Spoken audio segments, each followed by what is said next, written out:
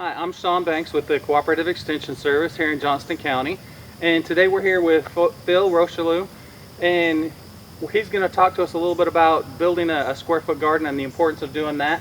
So Phil, why don't you go ahead and tell us what we're going to be doing? Yes. Good morning. I'm Phil Rocheleau.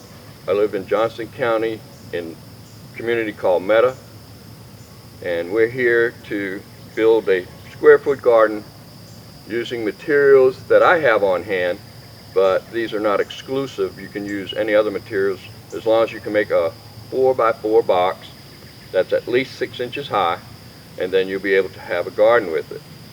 And we're going to do that by using cinder blocks today and showing you how it starts, and then we'll show you the most important part of the square foot garden is the grid.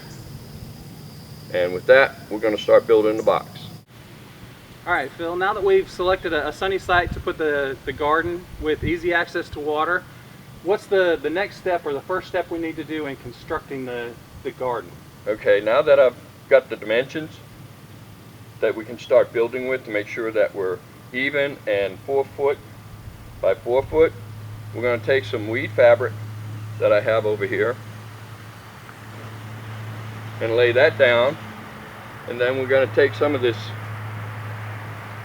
1/2 inch welded wire and we're going to put that on top of the weed cloth. I used the welded wire to prevent the voles or moles from coming up in the bottom of the garden. So I'm going to take my grid out of here so I can start placing the weed cloth and the screening, and I'll let you see that when we've completed it. Alright, let's go ahead and do that. Alright.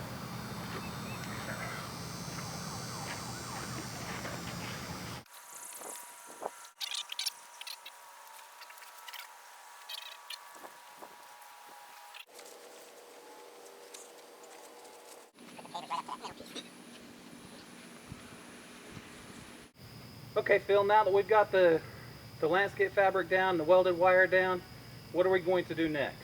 Okay, well, the grid helped us to establish the 4x4 interior measurements, and what we're going to start doing is laying down all the pavers, some people call them caps, that like I said, I got for nearly nothing.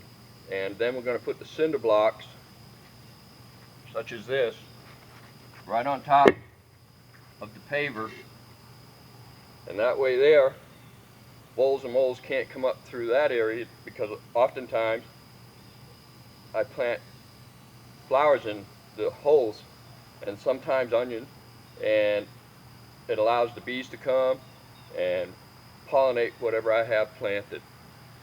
And so now we're going to start laying down all the pavers and then all the cinder blocks.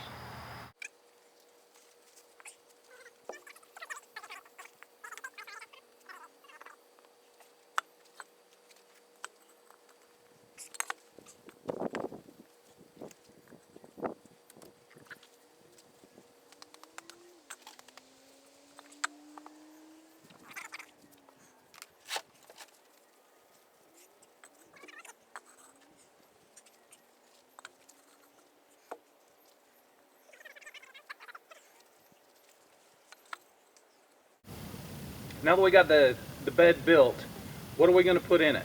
Okay, we're going to put in some soil amendment that consists of compost, vermiculite, coarse vermiculite, and peat moss or sphagnum moss, and we're going to fill that up as high as we go with what I have.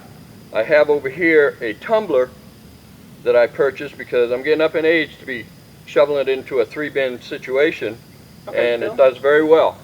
Well, Phil, let's do this. Let's go ahead and let's go over there and we'll take a look at the compost bin, and you can tell us a little bit more about your compost. All right. Okay, my compost originally began with pallets that load things up at trucking station, and I'd put one and then into the other and then into the last one and do my composting. But like I said earlier, getting up in age, I'm not able to do that as well. So I bought this tumbler, holds about 24 cubic feet, and whatever I have in the compost bin, I throw it in there till it's full, close it up, rotate it every day, and in about 14 days I have some serious black gold. It's really great. And with that, I'm going to empty some of that into the garden cart.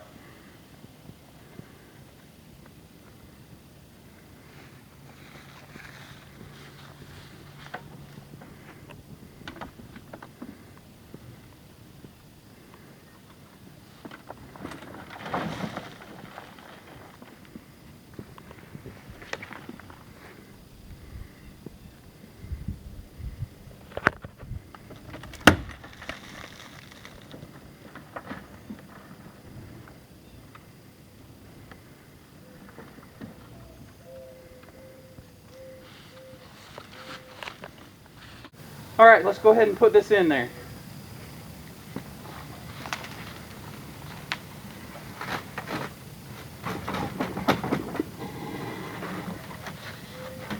Go ahead and tip it up, tip it up.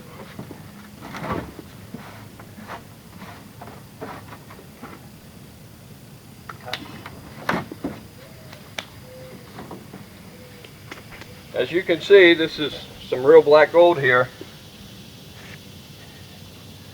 All I need to do is spread it out. It never gets compacted.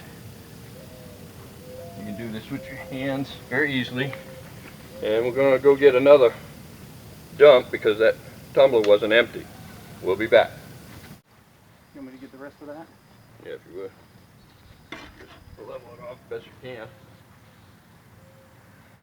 Okay, Phil, now that we've got the amendments in here, what else do we need to do to get this garden ready to grow? Okay. We've leveled out all the amended of the compost, and what is in here is compost from 9 different mediums. Kelp, cow manure, chick manure, mushroom, and that's 1/3 of this.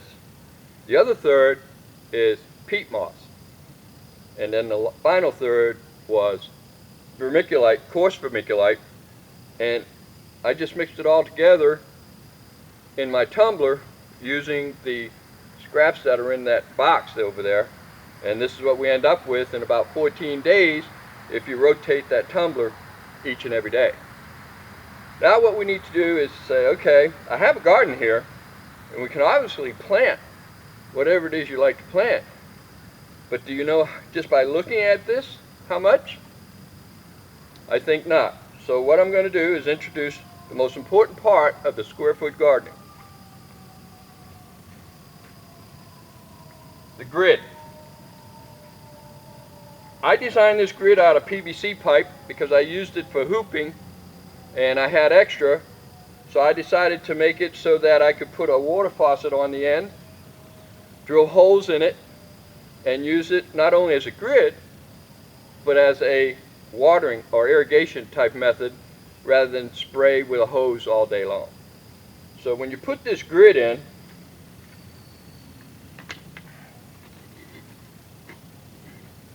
you can see there's 16 squares here. And depending on what crop you want to plant, depends on how much you can put in each square.